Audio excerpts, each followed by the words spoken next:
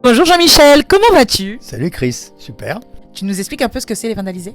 Les vins d'Alizé, c'est une importation de vins de ma région de naissance, principalement du Beaujolais. Après, j'ai diversifié un petit peu, mais je reste quand même très orienté Beaujolais. C'est quoi la particularité des vins du Beaujolais? Parce qu'il y a vraiment une particularité, en dehors du fait qu'il y ait le Beaujolais nouveau et mauvaise presse pour beaucoup de personnes, alors qu'il y a des trucs quand même très sympas. Quelle est la particularité de cette région?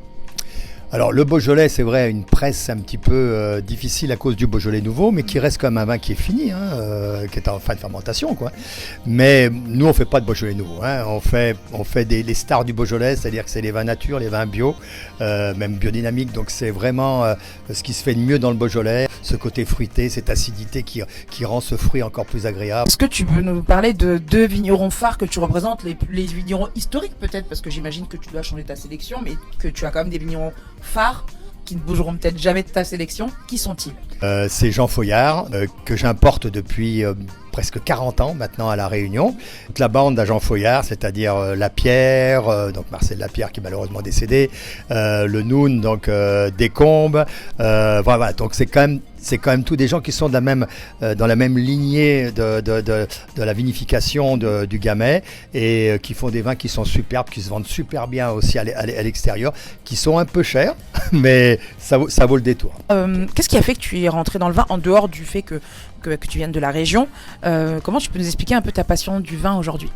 Depuis tout petit, hein. D'ailleurs, voilà, je suis tombé dedans quand j'étais petit. Depuis tout petit, même quand je me souviens, même dans les cantines à mon époque, hein, on versait toujours un petit peu de vin. J'étais à Saint-Didier-sur-Chalaronne, on avait un petit peu de vin dans de l'eau. Disons qu'il y avait toute une culture qui faisait qu'on vivait avec le vin et tout tournait autour du vin. Un moment vin qui t'a marqué dans ta vie? Des moments de vin, j'en ai eu un paquet dans ma vie, hein. Bon, maintenant, j'étais un petit peu surpris au départ par les vins nature du Beaujolais. Je les ai adoptés parce que je suis réveillé le matin, j'avais plus mal à la tête, hein, et je pouvais en boire les seaux la veille, ça me posait aucun problème. On coupera pas ça, hein. On ne coupera pas du tout. Aujourd'hui, tu es aussi restaurateur, hôtelier-restaurateur. Est-ce que tu fais un peu des accords mets et vins ici, des soirées dégustation, et si tu peux nous donner un accord mets et vin qui a beaucoup plu dans ce que tu as fait? Mais par exemple, le poisson, un tartare de thon, on a des super tartares de thon qui sont faits nature, etc. Ça va très bien avec le Beaujolais. Qu'on a tendance à le boire avec un rosé ou avec un blanc, alors qu'avec le Beaujolais, ça passe super bien. Absolument, je suis d'accord avec ça. Alors Jean-Michel, est-ce que tu peux nous parler un petit peu de la sélection que tu as prévue au Salon des cavistes indépendants? Et si tu devais nous parler de deux vins dont tu es hyper fier de représenter au salon, ce seraient lesquels? Mon copain vigneron Jean Foillard, hein, qui a à Côte-de-Pie, vieille vigne qui est splendide, qui est vraiment très très bon, qui est gouléant, qui est fruité. Son camarade Descombes, dit le Noun, qui fait un Régnier 2020 qui est fabuleux.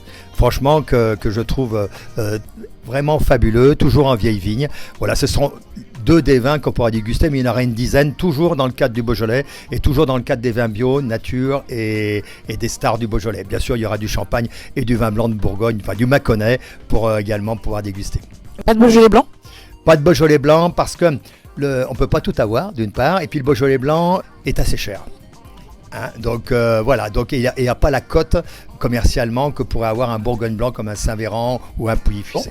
D'accord, ok. Eh bien, je serai ravi de vous accueillir au Salon des cavistes indépendants qui aura lieu domaine des Palmiers le 9 et le 10 septembre pour vous faire découvrir les merveilles du Beaujolais et du Gamay.